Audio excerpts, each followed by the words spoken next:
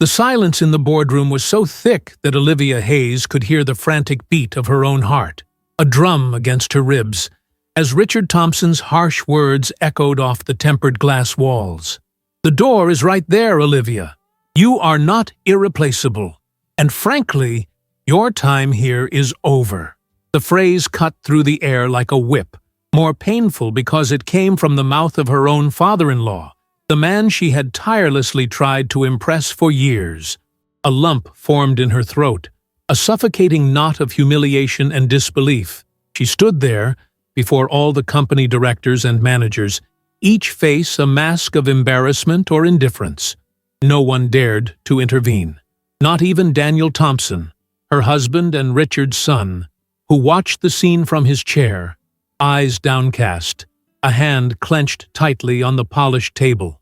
The gleam of the crystal chandeliers seemed to mock the darkness that enveloped her world at that very moment. Olivia, in her early 30s, with piercing green eyes that now burned with unshed tears and brown hair that framed a face that had always expressed determination, felt the weight of that moment crush her. She had dedicated her last 7 years to that company, Thompson Enterprises, a powerhouse in import and export. She had climbed rung by rung, using her fluency in various languages and her talent for negotiation to open doors in markets no one had ever dreamed of exploring. She vividly remembered the day Richard hired her, straight out of graduation, with a sparkle of hope and admiration in his eyes. He had promised a brilliant future, a partnership that would benefit everyone. And now, that very same man, with his hardened features and a sneer on his lips, was tearing all those promises to shreds before a silent audience. Mrs. Miller, the experienced secretary who had witnessed the rise and fall of so many within that company, avoided Olivia's gaze, but the pity in her gray eyes was almost palpable. The dismissal was the climax of weeks of veiled tension. Richard, an old-school businessman in his mid-50s, with an inflexible, hierarchical mindset, never fully adapted to Olivia's more modern and collaborative approach. He saw her proactivity as a threat to his authority, and her ability to handle complex foreign clients, whom he barely understood, as a mystery to be unraveled and, perhaps, feared. The breaking point had been the preparation for the crucial negotiation with Mr. Lee, a highly important Korean client for the company. Olivia had spent months honing her Korean, studying the customs and business etiquette of South Korea, preparing for the meeting that was due to happen in 2 days, and which, according to the company's own analysts, represented 1/3 of their annual revenue. Richard, however, insisted on conducting the negotiation his way, ignoring Olivia's advice and underestimating the cultural complexity involved. He had scorned her suggestion to send more detailed and formal presentation materials, and had scoffed at Olivia's idea of hiring a native interpreter for less formal conversations, claiming that a simple translation app would do the trick. The final straw came the morning before.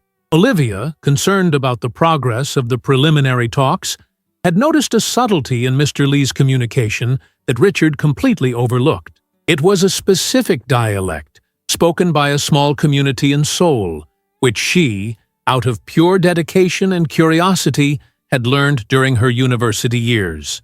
She tried to warn Richard, to explain the nuances, the tone. He interrupted her abruptly, with a dismissive gesture. "Enough of your ramblings, Olivia. I know how to run a business. I don't need a Korean dialect lesson from a woman who should be concerned with the dates of our reports, not with how a foreigner scratches his head. You are meddling where you don't belong. The final decision is always mine." That was the moment Olivia realized the full extent of the situation. The humiliation wasn't just about the dismissal. It was about having her intelligence, her dedication, and her professional intuition disregarded, despised, by a man who, deep down, was her own relative. She felt a pang of sadness looking at Daniel again. He should have been there, by her side, but his silence was deafening. an absence that hurt more than Richard's words. With her head held high, her green eyes shimmering with a mixture of contained fury and dignity, Olivia picked up her purse from the empty chair next to Daniel.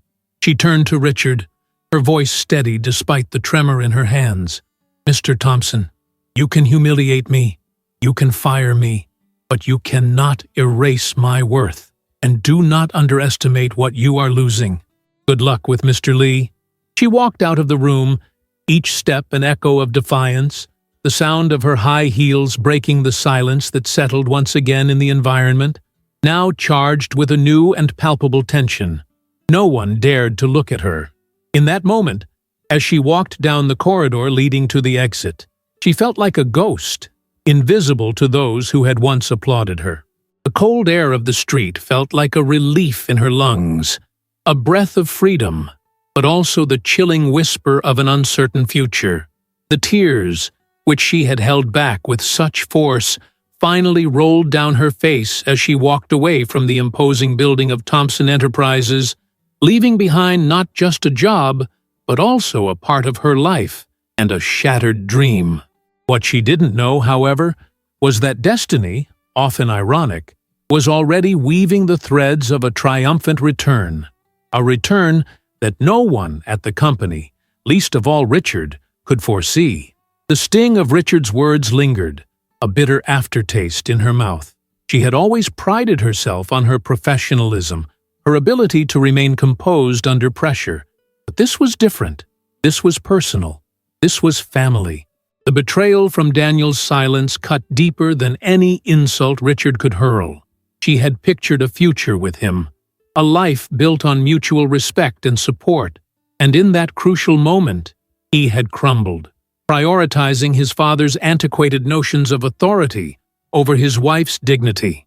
As she navigated the busy city streets, the cacophony of car horns and distant sirens seemed to amplify the turmoil in her mind.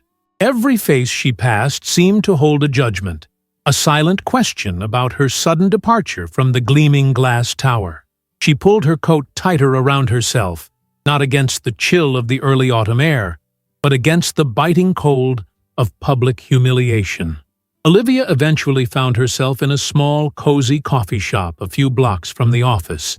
The scent of roasted beans and warm pastries was a comforting balm, but even that couldn't soothe the ache in her chest. She ordered a simple black coffee, her hands trembling slightly as she held the warm mug. She pulled out her phone, scrolling through her contacts. Her finger hovered over Daniel's name, then her mother's, then her best friend, Sarah. Who could she tell first? How could she explain this catastrophic turn of events? The image of Richard's triumphant sneer flashed in her mind, fueling a renewed surge of anger. He genuinely believed she was dispensable, a mere cog in his corporate machine, easily replaced. What he failed to grasp was the intricate web of relationships she had built, the nuanced understandings she had cultivated with clients across continents, the subtle cues and cultural sensitivities that often determined the success or failure of a multi-million-dollar deal. She thought of the meticulous hours she had poured into mastering the complexities of the Korean business landscape. It wasn't just about language, it was about understanding unspoken expectations, the importance of hierarchy, the art of indirect communication. Richard, with his blunt, direct American style, often alienated international partners without even realizing it. He saw efficiency. They saw disrespect. Olivia had spent countless evenings poring over business journals, attending cultural seminars, even practicing calligraphy to understand the aesthetic values of certain clients. She knew the names of their children, their favorite sports, their preferred tea. These were not just professional courtesies. They were the threads that wove trust and loyalty, forming the bedrock of long-term business relationships. Mr. Lee, in particular, was a man of tradition, valuing personal connections as much as, if not more than, the bottom line. He appreciated Olivia's genuine efforts to bridge the cultural divide, to speak not just his language, but his heart. He saw her as an ally, a bridge between two very different worlds. Richard, blinded by his own arrogance, saw her as nothing more than a glorified translator. The coffee grew cold in her hands as Olivia drifted, lost in thought. She envisioned the upcoming meeting with Mr. Lee. Richard would walk in, brimming with confidence, ready to dictate terms. He would present his rigid proposals, perhaps even crack a few jokes that would fall flat, utterly unaware of the subtle offense he was causing. Mr. Lee, a man of profound politeness, would smile, nod, and then, subtly, gracefully, withdraw. The deal would unravel, not with a bang, but with a polite, almost imperceptible whimper. The thought sent a shiver down Olivia's spine.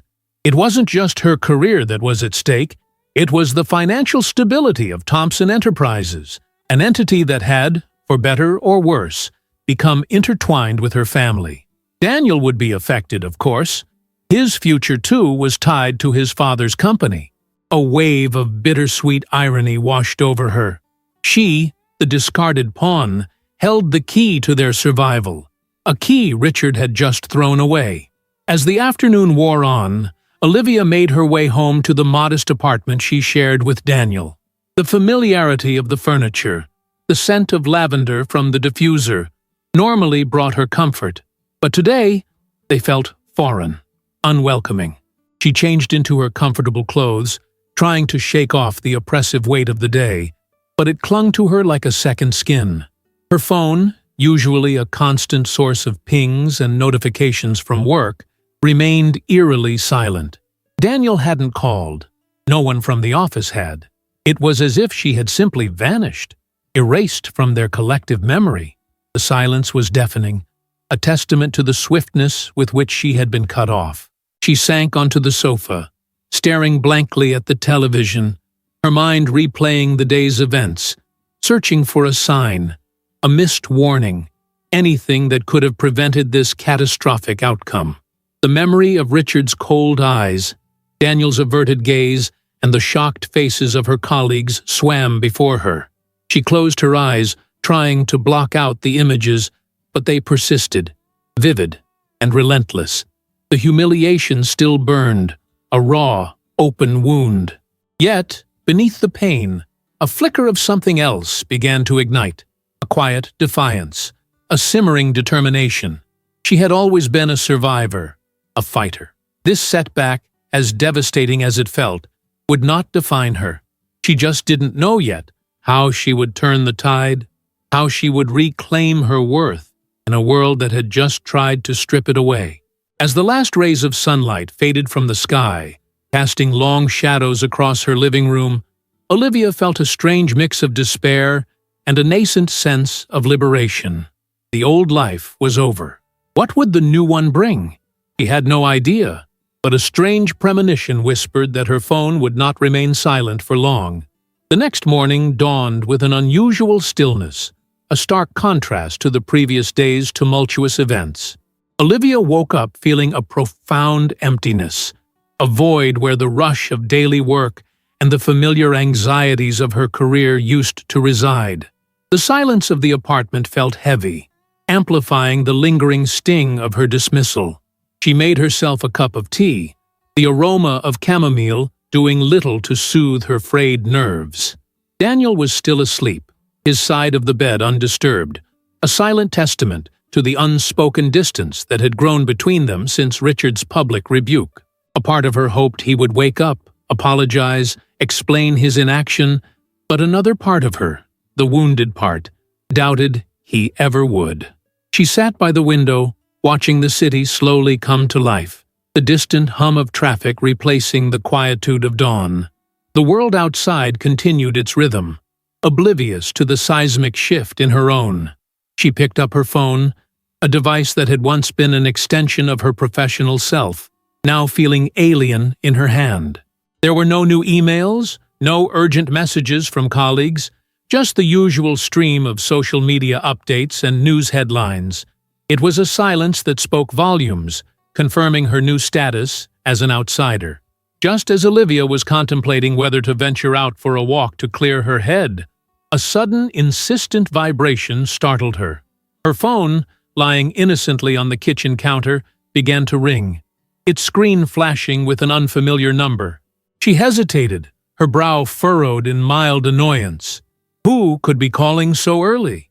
She let it ring, assuming it was a telemarketer. But then it rang again, immediately after, and again, and again. The persistent buzzing echoed through the quiet apartment, growing more frantic with each passing second. It wasn't just one call, it was a barrage, a relentless assault of incoming notifications. Her phone, which had been so eerily silent just moments before, was now practically vibrating off the counter. The screen displayed a series of missed calls, all from different numbers, some familiar, some completely unknown. A flicker of apprehension, mixed with a strange sense of vindication, began to stir within her. Could it be the company? Had something happened? She finally picked up, her voice cautious, tinged with a hint of suspicion. "Hello?" A voice, breathless and urgent, responded on the other end. It was Mrs. Miller, the secretary, her usual calm demeanor completely shattered. "Olivia! Thank goodness you answered. It's absolute chaos here. You wouldn't believe it." Mrs. Miller's words tumbled out in a frantic rush, a torrent of information that confirmed Olivia's growing suspicion. The meeting with Mr. Lee, scheduled for that morning, had gone horribly wrong. Richard, true to form, had completely misjudged the situation, offending Mr. Lee with his aggressive tactics and his inability to grasp the subtle nuances of the negotiation. He had tried to use a generic online translator, which had produced nonsensical phrases and had clearly exasperated the Korean delegation. He said something about a fluffy cloud of contracts instead of a solid agreement. Mrs. Miller wailed, a note of hysteria in her voice. Mr. Lee's translator looked absolutely horrified. The whole thing fell apart, Olivia. They packed up their things and walked out. The deal is dead. And Mr. Thompson, well, he's beside himself. A grim satisfaction, quickly followed by a pang of genuine concern, washed over Olivia. She had warned him. She had tried to help. But Richard's arrogance had gotten the better of him, as she had predicted. And Daniel? Olivia asked, a tightness in her chest. Mrs. Miller paused, a slight hesitation before answering. Daniel he's trying to calm his father down, but it's not working. Mr. Thompson is calling everyone he knows, trying to find someone, anyone, who can speak that specific dialect Mr. Lee uses. No one at the company knows it, Olivia. No one in this entire city seems to know it. It's like a secret language. The desperation in Mrs. Miller's voice was palpable. It confirmed what Olivia already knew. Her unique skill, the one Richard had so casually dismissed, was now their only lifeline. Just as Mrs. Miller finished speaking, another call came through, this time from Daniel. Olivia looked at the screen, a myriad of emotions swirling within her. Anger at his silence yesterday, concern for the company, and a flicker of hope that perhaps, finally, he was seeing her worth. She hung up with Mrs. Miller, promising to call her back, and answered Daniel's call. His voice was strained, laced with panic. Olivia, thank God. Are you okay? Listen, I know yesterday was terrible. I should have said something. But right now, we have a disaster on our hands. The Lee deal just collapsed. Father completely botched it. He needs you, Olivia. We need you. You're the only one who can fix this. Olivia listened, her expression unreadable. The hurried, panicked tone in Daniel's voice was a stark contrast to his meek silence of the day before. The irony was almost comical, if the situation weren't so dire. He was asking for her help now, when the ship was sinking, after he had stood by and watched her be thrown overboard. A part of her wanted to hang up, to tell him to deal with his father's mess. But another part, the professional in her, the woman who had poured her heart and soul into that company, knew the gravity of the situation. This wasn't just about Richard anymore. It was about the livelihoods of hundreds of employees, the reputation of a company built over decades.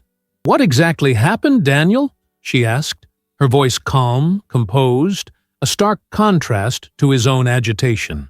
He recounted the disastrous meeting, confirming Mrs. Miller's frantic summary. The miscommunications, the cultural gaffes, the absolute collapse of trust between Richard and Mr. Lee. Mr. Lee said something about a misunderstanding of the spirits of the ancestors when Father kept insisting on direct answers, Daniel explained, his voice cracking. It was completely lost on Father. He thought Mr. Lee was being mystical, but then Mr. Lee's interpreter looked genuinely offended and packed their things. We had no idea what he was talking about until Mrs. Miller said you had been researching some specific regional dialect. Do you know what he meant, Olivia? A slow, deliberate smile touched Olivia's lips. She knew exactly what he meant. It was an idiom from the specific Korean dialect, a polite, almost poetic way of saying, "You have completely disrespected our traditions and our heritage." It was a phrase Mr. Lee had used once before, in a lighter context, when Olivia had misunderstood a minor point of etiquette. She had studied it, understood its layers of meaning, its profound cultural significance. Richard, in his ignorance, had not only missed the warning, but had likely compounded the insult. "Yes, Daniel," she said, her voice steady. "I know exactly what he meant. But before we discuss anything further, we need to talk about some conditions." The silence on Daniel's end was immediate, heavy with apprehension. He knew she held all the cards. This wasn't just about saving the company. It was about reclaiming her dignity, demanding the respect she had always deserved. The tables had turned. She was no longer the humiliated employee. She was the indispensable expert, the one person who could pull them back from the brink of financial ruin. The scent of chamomile, which had seemed so ineffectual moments before, now filled the air with a subtle note of triumph. The day had barely begun, and already the universe was delivering a powerful message. What goes around, comes around. She could almost feel the shift in the balance of power, the silent acknowledgement from the universe that her time had come. Her heart, which had been so heavy, now pulsed with a different kind of rhythm, a drumbeat of anticipation. Daniel's immediate silence was a testament to the monumental shift in power. He cleared his throat, a dry, uncomfortable sound. "Conditions? Olivia, this is an emergency. The company is teetering. My father, he's having a meltdown. We don't have time for negotiations." His words carried a hint of his usual entitled tone, but it was quickly overshadowed by genuine desperation. Olivia felt a cold, hard knot of resolve tightening in her stomach. "Precisely because it's an emergency, Daniel. My conditions are non-negotiable. I was publicly humiliated and dismissed without cause. My expertise was mocked, my dedication ignored. Now, you need me, and I am only willing to return under terms that reflect my true value and the gravity of the situation." She paused, letting her words sink in, watching as Daniel struggled to reconcile his panic with his ingrained sense of privilege. She could almost hear Richard's frantic pacing in the background, a distant, muffled echo of the chaos she was being asked to quell. "First," Olivia continued, her voice gaining a steely edge, "I want a full, public apology from Richard. Not just to me, but to the entire staff who witnessed my dismissal. It needs to be clear that his actions were unacceptable and that he recognizes my contributions." She could practically hear Daniel's jaw drop on the other end of the line. "A public apology? Olivia, you know Father. He's never apologized to anyone in his life, especially not to an employee," he protested, his voice rising in incredulity. "Then he'll have to learn, won't he?" Olivia retorted, her tone unwavering. "Because without it, I walk away. And you can tell him that the integrity of this company and his own is on the line. Mr. Lee, a man who values honor above all else, would never do business with someone who treats their own people with such blatant disrespect. It's not just about me, Daniel. It's about restoring trust, internally and externally. Her second condition was equally firm. My salary will be doubled, effective immediately, and I want a 20% share in the profits from all future international contracts, starting with the renegotiated Lee deal. This isn't a request, Daniel. It's a non-negotiable term for my expertise and the immediate value I bring in saving this company from a multi-million-dollar loss. Daniel spluttered, clearly taken aback by the audacity of her demand. Double your salary, 20% of profits. Olivia, that's unprecedented. Father will never agree. Then let him watch his company crumble, Olivia replied, her voice cold. Because the cost of losing Mr. Lee's contract and the ripple effect on other international clients will be far greater than any amount I'm asking for. This is a business decision, Daniel, based on market value and the unique skill set I possess. He chose to disregard that value yesterday. Today, he pays the price for his short-sightedness. The third condition struck closer to home, addressing the personal slight that had wounded her so deeply. And finally, she stated, her voice softening slightly, but no less resolved, I want a formal acknowledgement of my role as head of international business development, with full autonomy over all international client relations. No more undermining my decisions, no more dismissing my cultural insights. Richard will report directly to me on all matters concerning international negotiations, and if he ever treats me with such disrespect again, or attempts to circumvent my authority in this area, I walk away for good, and this time, there will be no coming back. The unspoken implication was clear. Daniel, her husband, would also need to stand by her, to support her in this new, powerful role. His silence yesterday had spoken volumes. Now, his actions would define their future. A long, agonizing pause stretched between them, punctuated only by Daniel's ragged breathing. Olivia imagined him running a hand through his hair, his face pale with stress, caught between a rock and a hard place. She knew the weight of her demands, the ego bruising they would inflict on Richard, but she also knew her worth and the precarious position they were in. Olivia, Daniel finally managed, his voice barely a whisper. I have to talk to him. He's in no state to hear this right now, but I'll try. Please, just be ready. We need you. I'll be ready, Daniel, Olivia confirmed, her voice devoid of emotion. But my terms are firm. Tell him that the only way forward is through me, on my terms, and tell him that the clock is ticking. She hung up, a sense of quiet triumph settling over her. The tables had indeed turned. The woman who had been cast out was now holding the reins, and the future of Thompson Enterprises rested squarely on her shoulders and on Richard's willingness to swallow his pride. The smell of chamomile in the air was now truly intoxicating, a scent of victory.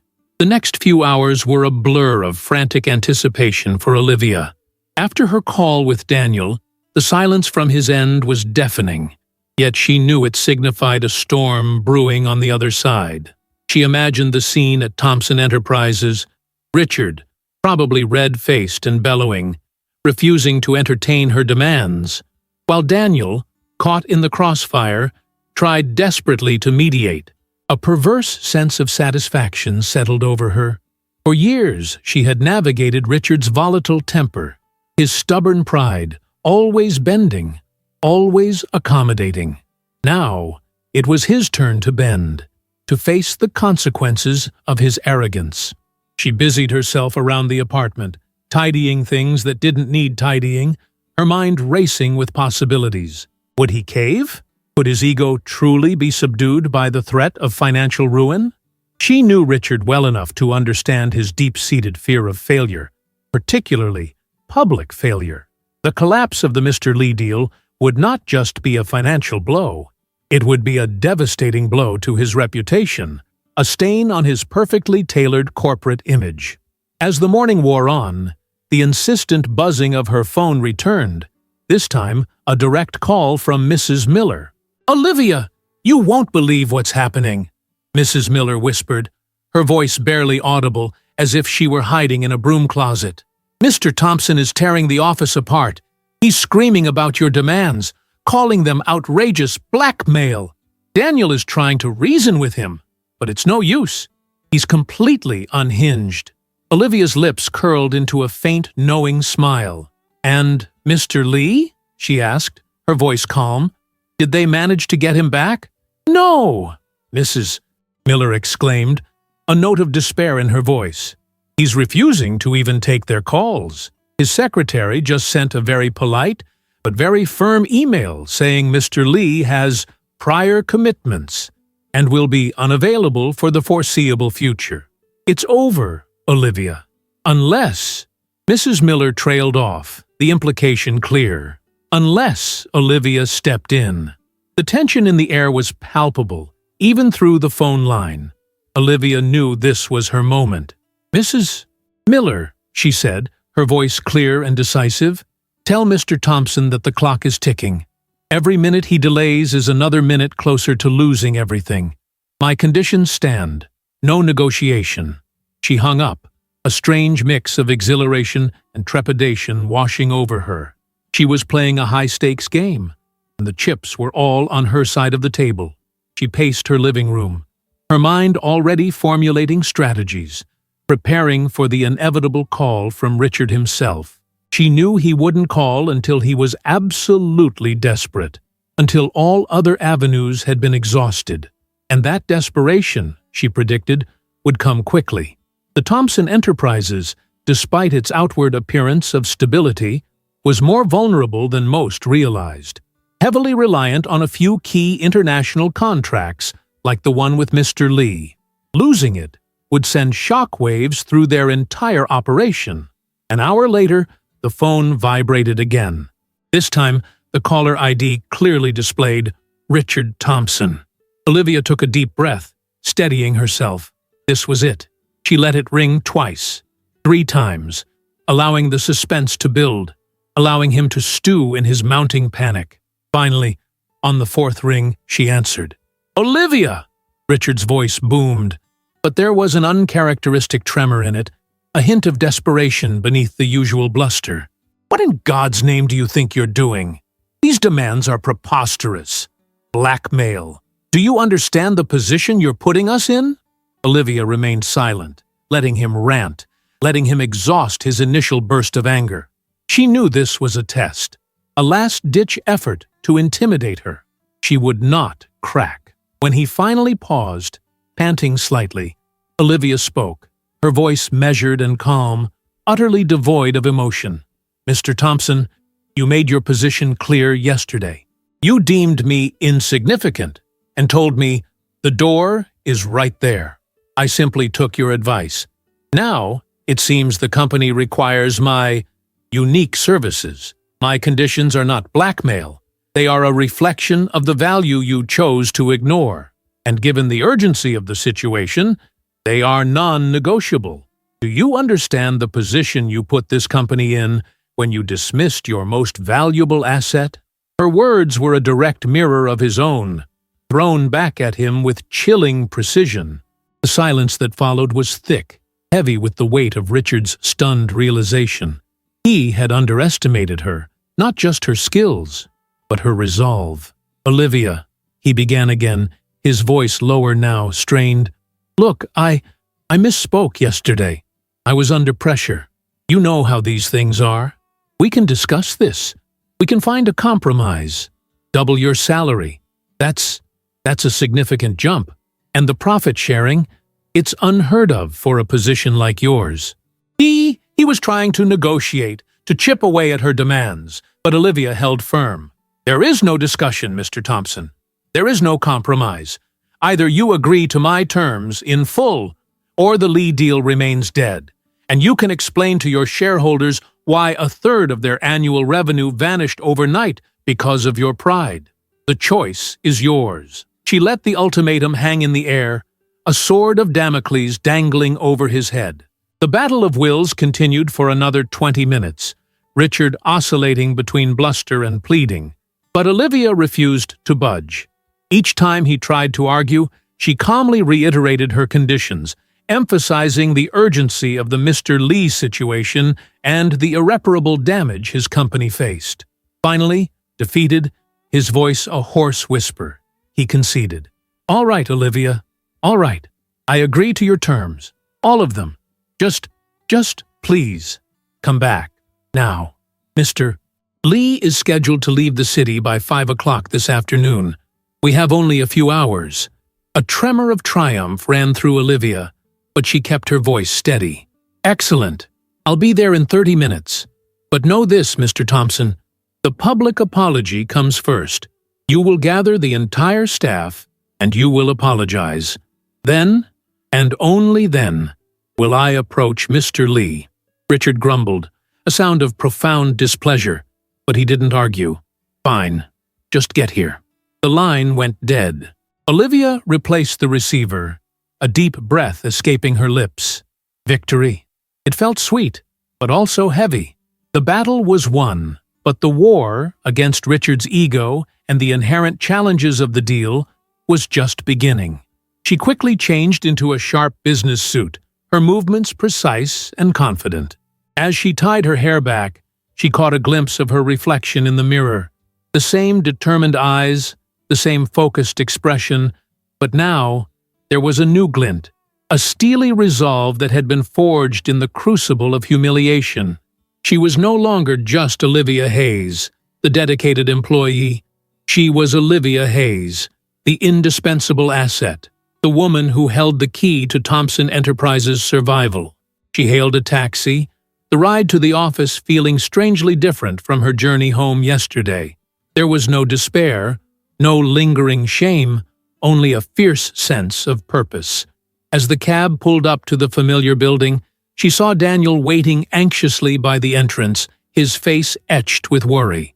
He rushed to meet her, his eyes wide with a mixture of relief and trepidation.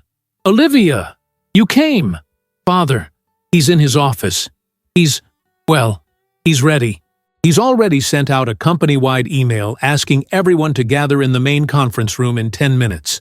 His voice was laced with a hint of awe, as if he couldn't quite believe she had pulled this off. Olivia simply nodded, her gaze steady. "Good. Let's go." As they walked through the bustling lobby, every eye seemed to follow her. Whispers rippled through the staff, a mixture of curiosity and disbelief. She ignored them, her focus solely on the task ahead.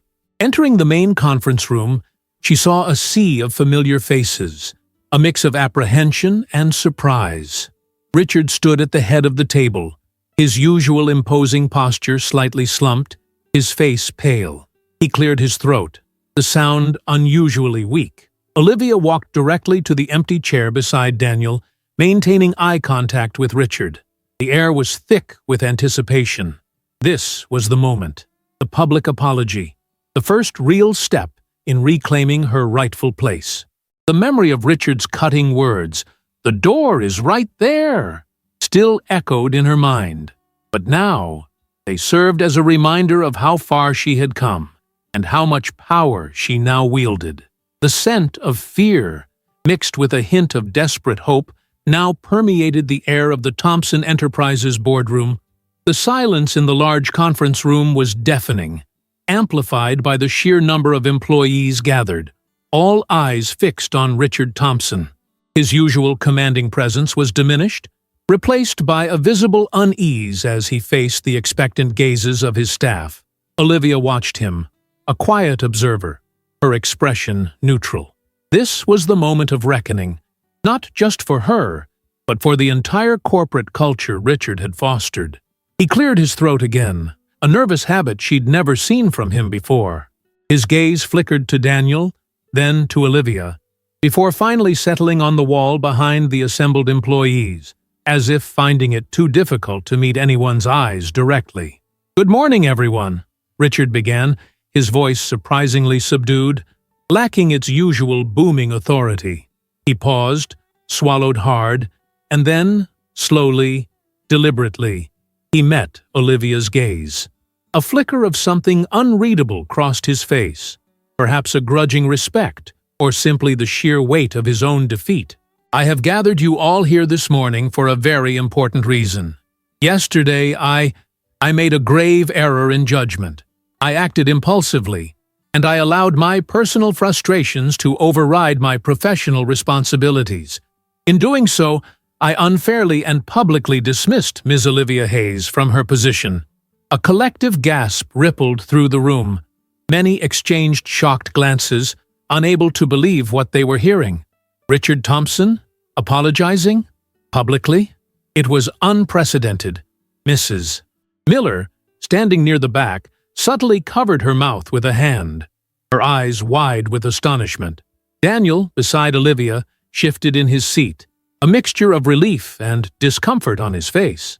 Richard continued, his voice gaining a touch more strength, though still far from his usual domineering tone. Ms. Hayes has been an invaluable asset to Thompson Enterprises for the past 7 years.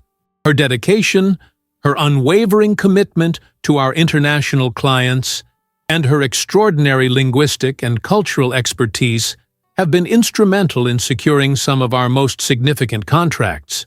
Yesterday, I not only failed to recognize her immense contributions, but, worse, I disrespected her in a manner that was utterly unprofessional and unacceptable.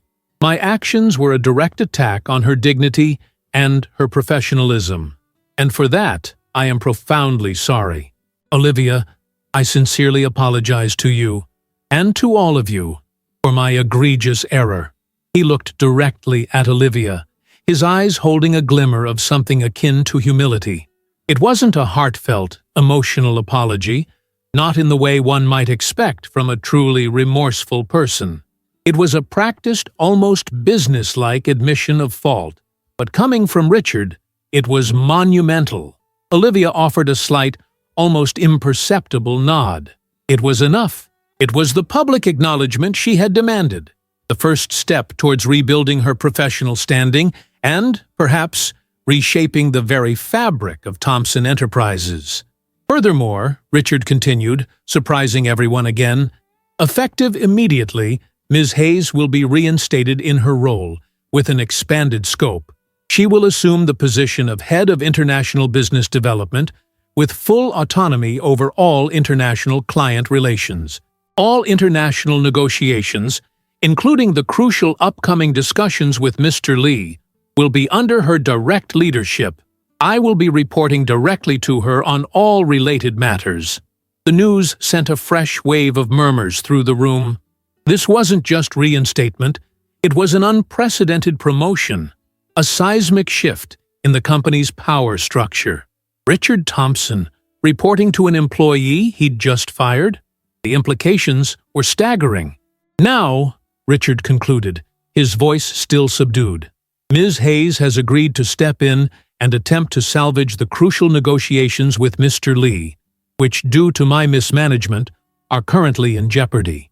We have a very limited window of time. Olivia, the floor is yours. He gestured to her, then took a step back, visibly relinquishing control. Olivia rose, her posture straight, her green eyes sweeping across the room, meeting the gazes of her colleagues. There was no triumph in her expression, only a quiet, resolute confidence. "Thank you, Mr. Thompson," she said, her voice clear and steady, filling the room. "As many of you are aware, the relationship with Mr. Lee and his esteemed company is vital to Thompson Enterprises. Due to a series of misunderstandings, the negotiations have indeed reached a critical point. My immediate priority is to re-establish communication and trust. Mr. Lee and his delegation are scheduled to depart the city by 5 o'clock this afternoon. This gives us approximately 4 hours to turn this situation around."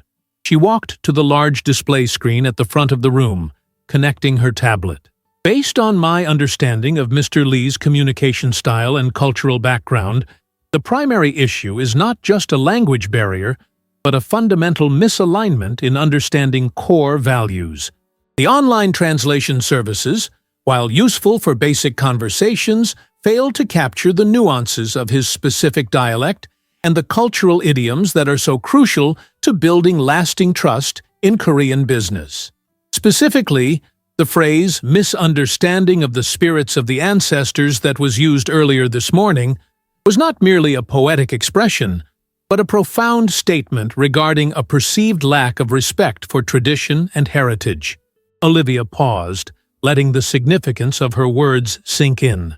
My immediate action will be to reach out to Mr. Lee's chief interpreter, a gentleman I have had the privilege of working with on several occasions.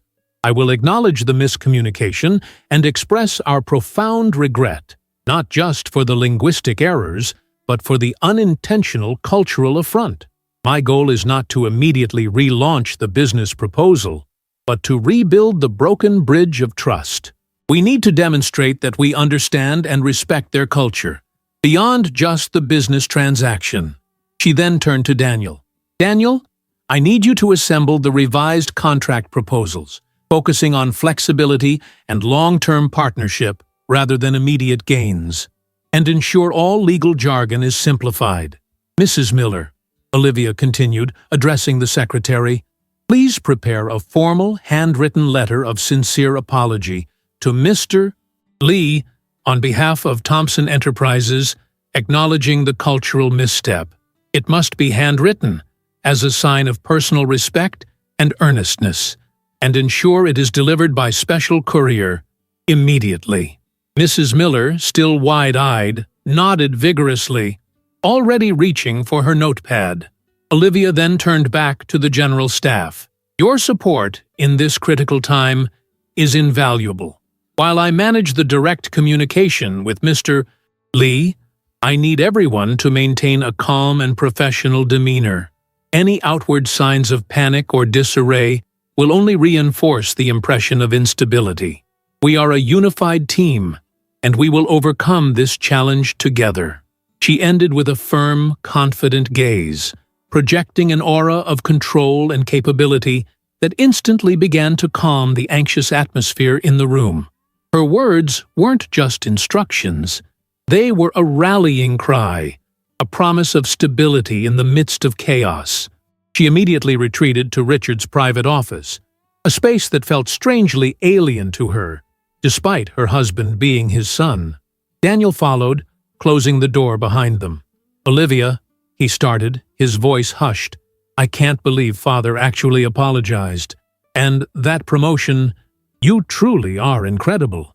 His admiration was evident, and a small private warmth spread through Olivia's chest. It was a start, a step towards repairing their own strained relationship. The apology was a necessary first step, Daniel, but it's only the beginning. Now, we work. Every minute counts. Olivia quickly picked up the phone, dialing a number she knew by heart. It was Mr. Park, Mr. Lee's trusted interpreter, and a man with whom Olivia had cultivated a strong professional rapport over the years. Mr. Park, this is Olivia Hayes, she began in fluent, polite Korean, her voice calm and respectful. I am calling to express my deepest apologies on behalf of Thompson Enterprises for the severe cultural misunderstanding that occurred this morning. We are profoundly regretful for any offense caused. Mr. Thompson fully acknowledges his error, and we are committed to rectifying this situation with the utmost respect for Mr. Lee and Korean business etiquette. We understand that Mr. Lee has prior commitments, but we would be honored if he would consider granting us just a few minutes of his valuable time before his departure at 5 o'clock. Even a brief conversation to convey our sincere remorse would be deeply appreciated. She spoke with an earnestness that transcended mere words, her tone conveying genuine contrition and profound respect. She knew that in Korean culture, saving face and demonstrating sincerity were paramount. An apology delivered with genuine understanding of the offense was far more valuable than a hasty, insincere attempt to salvage a deal. She emphasized the personal regret, the understanding of the specific idiom used by Mr. Lee, and the commitment to learning from their mistakes. The line remained silent for a long moment, stretching the tension in the room. Daniel watched her, his breath held, his eyes fixed on her face. Olivia kept her composure, her focus unwavering. This was not just about the contract. It was about repairing a severed bond of trust. And she knew, instinctively, that this was a battle of wills that could only be won through patience, humility, and an unwavering commitment to cultural understanding. The faint, almost imperceptible ticking of the large grandfather clock in Richard's office seemed to mark the passage of time, each second a precious commodity. The long silence on the phone line with Mr. Park stretched Olivia's nerves taut, but she maintained her calm, unyielding posture. She knew the importance of allowing space for thought and consideration in Korean negotiations. Finally, Mr. Park's voice came through, soft but clear. "Ms. Hayes, your apology is noted. Mr. Lee appreciates your sincerity and your understanding of the deeper meaning behind his words. He has, indeed, a very tight schedule before his flight. However, given your personal efforts and the profound regret you convey, he is willing to grant Thompson Enterprises a brief moment. He will see you, and only you, at his hotel suite in exactly 30 minutes. He requests that the meeting be focused solely on re-establishing goodwill and trust, with no discussion of the contract until a later, mutually agreeable date, and he stressed the importance of punctuality." A wave of profound relief washed over Olivia, quickly followed by a surge of adrenaline. This was it, her chance to truly turn the tide. "Thank you, Mr. Park," she responded, her voice filled with genuine gratitude. "Please convey our deepest appreciation to Mr. Lee. I will be there precisely on time." She hung up the phone, turning to Daniel, her eyes bright with a renewed sense of purpose. He agreed. 30 minutes. Solo meeting. No contract talk, just trust building. Daniel's face lit up with a mix of awe and unadulterated relief. "Olivia, that's incredible. Father will be ecstatic. But, only you? He still won't see him?" Olivia nodded. "That's the point, Daniel. It's about trust. He's willing to extend a hand to me because I've shown him respect and understanding. It's a direct message to Richard that his previous approach was fundamentally flawed." She then looked at Daniel, her gaze softening. "I need you to handle things here. Make sure Mrs. Miller has that apology letter delivered immediately. And prepare for my return. We'll need to work fast after this to finalize a new, culturally sensitive proposal." Daniel simply nodded, his earlier panic replaced by a quiet admiration. "Go, and good luck, Olivia. You've got this." Olivia grabbed her small, elegant briefcase, containing only a notepad and a pen. She knew that bringing a detailed contract to this meeting would be a grave mistake, a sign that she hadn't truly grasped the depth of the cultural affront. This was about diplomacy, about acknowledging a mistake and humbly seeking reconciliation. She quickly called a taxi, the ride to Mr. Lee's upscale hotel feeling like a race against the clock. Her mind raced, rehearsing phrases in Korean, envisioning different scenarios. She focused on humility, respect, and a genuine desire to mend the fractured relationship.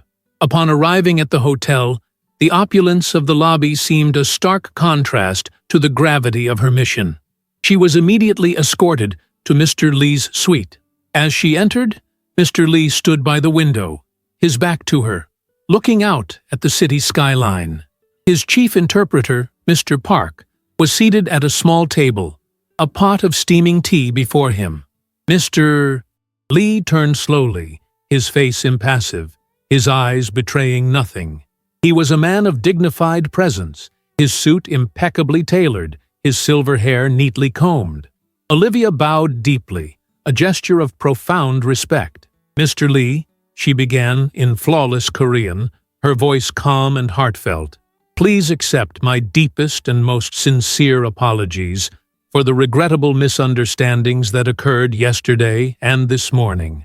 We at Thompson Enterprises recognize the profound importance of respect for cultural traditions and the sacredness of lineage, as embodied in the phrase spirits of the ancestors.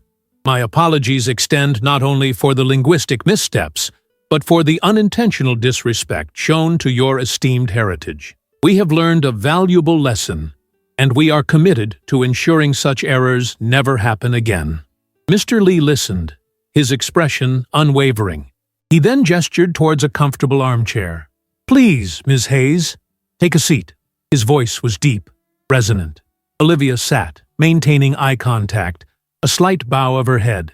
"The tea is fresh," Mr. Lee offered, indicating the pot.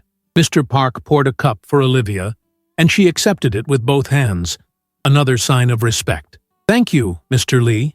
It is an honor." They spoke for nearly 45 minutes, not about contracts or business deals, but about the importance of understanding, of bridging cultural gaps, of the true meaning of partnership. Olivia shared anecdotes about her own experiences learning Korean culture, the challenges and the joys. She spoke of her respect for Mr. Lee's family business and how it mirrored the foundational values of Thompson Enterprises, values that had been temporarily overshadowed by arrogance. Mr.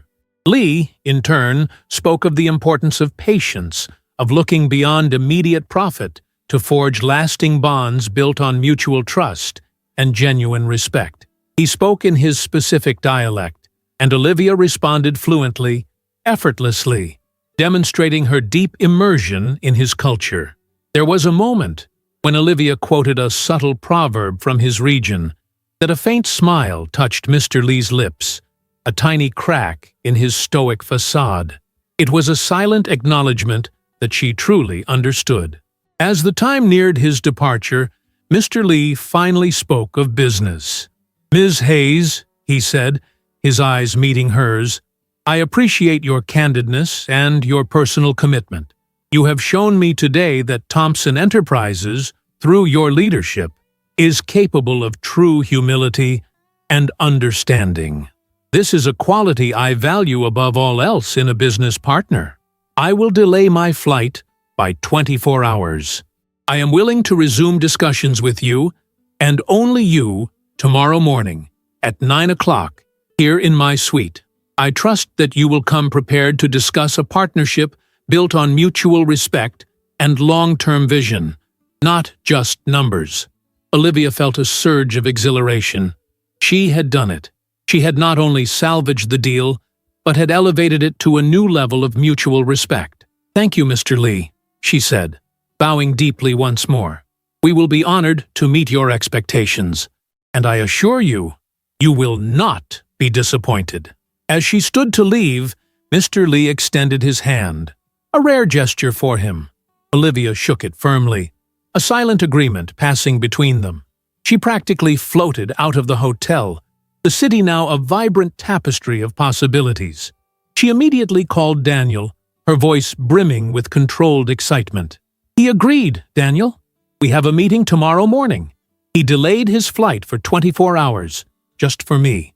Daniel's roar of triumph on the other end of the line was almost deafening. "Olivia, you're a miracle worker. Father is going to lose his mind. In a good way. This time." Back at the Thompson Enterprises office, the atmosphere had completely transformed. The earlier panic had dissipated, replaced by a buzzing anticipation.